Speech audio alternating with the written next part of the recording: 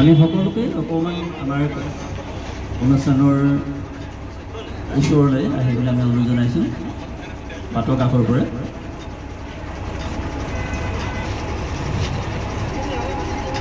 আহিছে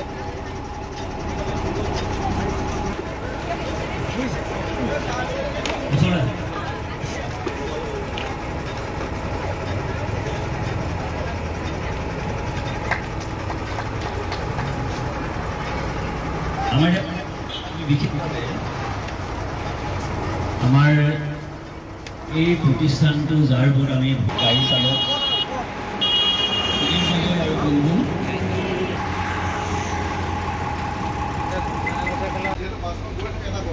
আৰু ঘৰতে সোমাই আহি প্ৰথমে দেখিছেনে ইয়াত জুবিনদা লাগি আছে ধুনীয়াকৈ চাওক। আৰু এইখন জুবিনদাৰ ছবিখন সঁচাকৈ বহুত বেছি ভাল লাগে ছবিখন দেখিছেনে। আৰু ভিতৰলৈ যদি আমি সোমাই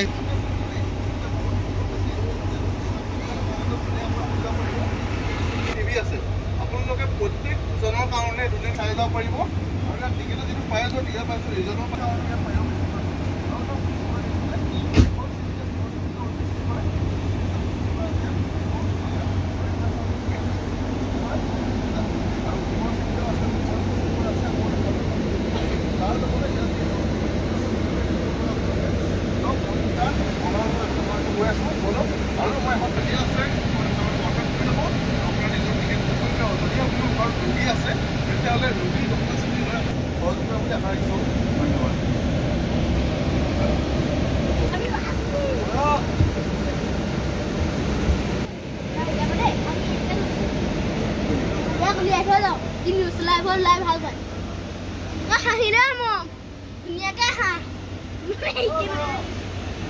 ব্যৱসায়ী ইতিমধ্যে এখন বাছ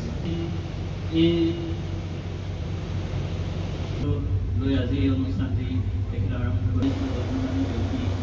দেখা পাইছোঁ আমাৰ ল'ৰাগৰাকীও ইউটিউবাৰ ইয়াত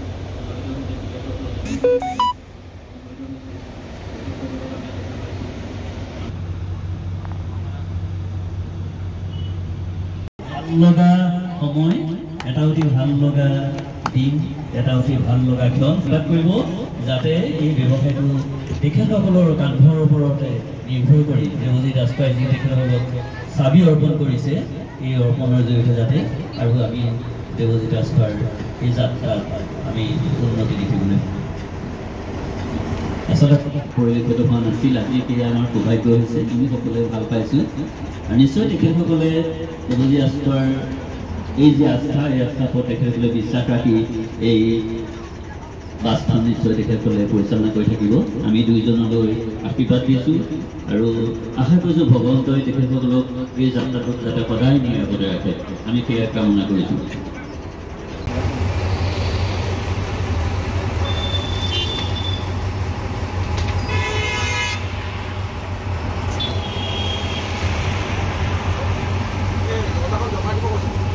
কিছুমান এনেকুৱা দুখীয়া লোক আছে যিসকলে হয়তো ইয়াৰ পৰা গুৱাহাটীত গৈ চিকিৎসা কৰিবলৈ তেখেতৰ মানে গাড়ী ভাড়াটোৱে অসুবিধা হয়।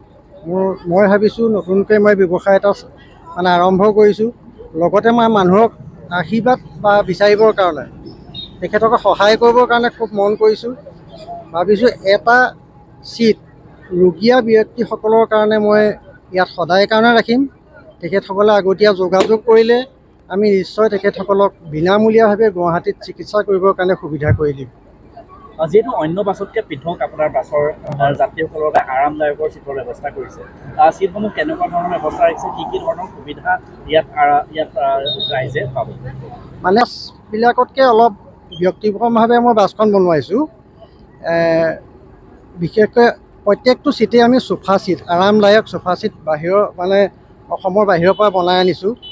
আৰু শ্লিপাৰবিলাকত মানে উপভোগ কৰি যাব পৰাকৈ একোটাকৈ টিভি সংস্থাপন কৰি দিছোঁ। কিছু লোকে হয়তো যাবলৈ বিচাৰে অকণমান মনোৰঞ্জন কৰি, তেখেতসকলৰ কাৰণে মই একোটাকৈ টিভি প্ৰত্যেকটো শ্লিপাৰ ছিটত দিয়া হৈছে। আৰু বাকী আমাৰ নিশ্চয় গাড়ীখনত উঠিলে সকলোখিনি গম পাব। আৰু এটা প্ৰস্ৰাৱগাৰো দিয়া হৈছে, মানে বিশেষ কাৰণত যদি কেতিয়াবা গাড়ী আমাৰ অসুবিধা হয় বা ৰখাই দিয়া বা নমাই দিয়া, তেখেতসকলে সেই সুবিধাটো ল'ব পাৰিব। তাৰ পৰা 8:45 বজাত আমি আৰম্ভ কৰিম যাত্ৰা, আৰু গুৱাহাটীৰ পৰা আমি 8:20 নিশা যাত্ৰা আৰম্ভ কৰিম। ব্যৱসায় এখন অটো, তিনিচকীয়া অটো এখন আছিলে। বহুত মানে ৰাইজৰ আশীৰ্বাদ লৈ আচলতে ইমানখিনি পাইছোঁ। আগলৈও মই ৰাইজৰ আশীৰ্বাদ বিচাৰি যাম।